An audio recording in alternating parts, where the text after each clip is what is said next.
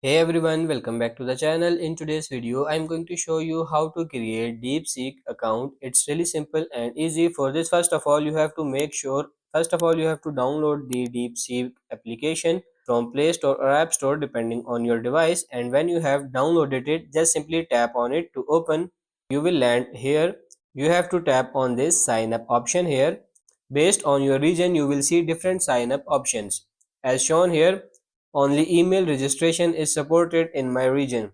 So let's create a new account using this method. First of all, enter your email address you want to link and create a Deepseek account. And secondly, you have to create a password and make sure it includes mix of characters, numbers and symbols. And then confirm your password. After confirming your password, tap on this send code button here. Then it will ask you to verify the captcha. Once verified, you will receive an account creation OTP on your provided email address.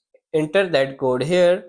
After entering the code, just simply tap on this checkbox I confirm and agree, and then simply tap on this sign up button.